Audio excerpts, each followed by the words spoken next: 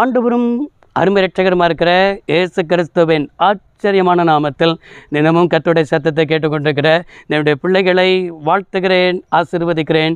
நீங்கள் ஆசீர்வதிக்கப்பட்டவர்கள். இந்த நாளிலும் கூட பரிசுத்த தேவன் உங்களை பார்த்து திருவலம் பற்றி பேசுகிற ஒரு வார்த்தை, அழாதே ஆழத்திற்கு வா என்று ஆண்டவர் ஒரு அழைப்பை நம்மளை பார்த்து வருகிறதை பார்க்க முடிகிறது. இன்றைக்கு அநேக சில தோல்வியை கண்டது நிமித்தம், சில ஜபத்துக்கு பதில் வராதது நிமித்தம், காலதாமதத்தின் நிமித்தம் தாங்கிக் கொள்ள முடியாமல் தங்களுக்குள்ளே அழுது கொண்டிருக்கிறதை பார்க்க முடிகிறது. சிலர் தங்களுக்குள்ளே அழுகிறீர்கள், சிலரிடத்தில் சொல்லி அழுகிறீர்கள். இப்படி பல ரீதியில் நீங்கள் அழுது கொண்டிருக்கிறீர்கள். இன்றைக்கி கர்த்தர் தான் சொல்கிறார், நீ அழாதே ஆழத்துக்கு வாப்பா.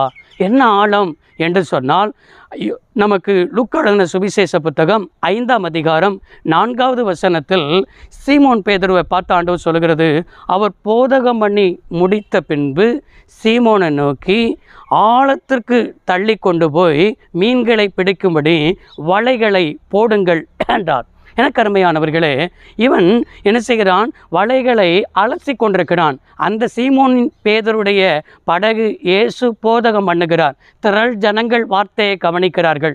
இயேசுவுக்கு தன் படகை எப்போ கொடுத்தானோ, கொடுத்த பிறகு போதகம் பண்ணி முடித்த பிறகு இயேசு அவனை பார்த்து ஆழத்துக்கு தள்ளி கொண்டு போய், இந்நாள் வரைக்கும் நீ தோல்வியை கண்டுட்டப்பா, இந்நாள் வரைக்கும் உனக்கு தோல்வி பார்த்து நீ சோர்ந்து போயிருக்கிற, உனக்குள்ளே அழுது கொண்டிருக்கிற, யார் இடத்துல போய் சொல்லுவது? நான் எவ்வளோ பிரயாசப்பட்டேன், பிரயாசத்திற்கெல்லாம் ஒன்றுமே பலன் இல்லாமல் போயிருச்சே, இவனை எப்படி வாழ முடியும், எப்படி இதிலேருந்து நான் தப்பிக்க முடியும் என்று சொல்லி சீமோனை போல பிரயாசமெல்லாம் ஒன்றுமில்லாமல் போகும் பொழுது, முயற்சியெல்லாம் ஒன்றும் பலன் கொடுக்காமல் போகும்போது நம்முடைய வாழ்க்கையில் நமக்குள்ளே அழுகிற ஒரு நிலைமை. இப்படி ஒரு அழுது செத்து கொண்டிருக்கும் பொழுது தான் ஆழத்திற்கு வா என்று சொன்னான். அவன் லூக்கா 5:5 வாசிக்கிறோம், ஐயரே முழுதும் பிரயாசப்பட்டுட்டேன், ஒன்றும் அகப்படவில்லை, ஆகிலும் உம்முடைய வார்த்தையின்படி என்ன செய்கிறேன்? வலையை போடுகிறேன் என்று சொன்னான். இதுதான் ஆழத்துக்கு வருகிறது. அவருடைய வார்த்தையின்படி வலையை போடுகிறது. இந்த ஆழத்திற்கு வா அப்படின்னா, இதுவரை ஆழத்தில் தான் பிடிச்சான், இதுவரைக்கும் அவருடைய வார்த்தையின்படி பிடிக்கலை. ஆனால் இன்னைக்கு ஆழத்திற்கு, இன்னைக்கு நிறைய பேர் பைபிள் படிப்பார்கள், ஆனால் பைபிள் படித்தா ஏதோ பைபிள் படிக்கணும்னு சொல்லி படிப்பார்களே தவிர ஆழத்துக்கு வர மாட்டார்கள். அவனை ஆழம்னா என்ன? தியானிப்பதற்கு, வசனத்தை தியானம் பண்ணி நம்முடைய வாழ்க்கையில் அது நடைமுறைப்படுத்துவதற்கு, அப்பியாசப்படுத்துவதற்கு, செயல்முறைப்படுத்துவதற்கு ஆழத்துக்கு வா என்று சொன்னார். வார்த்தையின்படி வலையை போட்டான். 2 படகு அமிழத்தக்கதாக ஆண்டவர் அவனுக்கு மீனை ஆண்டவர் கொடுத்தார்.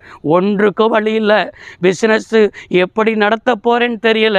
இன்னைக்கு ஆண்டவர் அநேகருக்கு வேலை கொடுக்கத்தக்கதாக ஆசீர்வதித்திருக்கிறார். சபையில் ஆத்துமாக்களே இல்லாதபடி இருந்தது. இன்றைக்கு பல திருச்சபைகளை கட்டி எழுப்பவும், பல திருச்சபைகளுக்கு உதவி செய்யவும் கர்த்தர் என்னை ஆசீர்வதித்திருக்கிறார். இதுதாங்க ஆழத்துக்கு வருகிறது. இதுதான் ஆசீர்வாதமாக இருக்கிறது. இப்படி ஆண்டவர் இவனுக்கு அழைப்பை கொடுத்து அவன் வாழ்க்கையே கர்த்தர் டோட்டலாய் மாற்றுகிறார். லூக்கா 5ஆம் அதிகாரம் 10வது வசனத்தில், பயப்படாதே, இது முதற்கொண்டு நீ மனுஷரை பிடிக்கிறவனாயிருப்பாய் என்று சொல்லி கர்த்தருடைய அழைப்பு அவனை நோக்கி வருகிறது. வார்த்தைக்கு கீழ்ப்படைந்தால் போதும், அழைப்பு வரும். அந்த அழைப்பு என்ன செய்யும் தெரியுமா? ஒருவனாயிருந்த ஆபிரகாமை அழைத்து அவனை ஆசீர்வதித்து அவனை பெருக பண்ணினார் என்று பார்க்கிறோம். அழைப்பு உன்னை ஆசீர்வதிக்கும், உன்னை பெருக பண்ணும். அதனால் கவலைப்படாத, அழாதே, ஆழத்துக்கு வா, ஆசீர்வதிப்பார். ஜெபிப்போம். சர்வ வல்லமையுள்ள தெய்வமே, அருமை தகப்பனே, உம்முடைய பிள்ளைகள் இன்றைக்கு எதெல்லாம் அழுது கொண்டிருக்கிறார்களோ ஆழத்திற்கு, வார்த்தைக்குள் வர கர்த்தர் கிருபைதாரும். உம்முடைய பிள்ளைகளை ஆசீர்வதியும். இயேசு இரட்சக நாமத்தில் பிதாவே, ஆமென். கர்த்தர் உங்களை ஆசீர்வதிப்பார். God bless you all.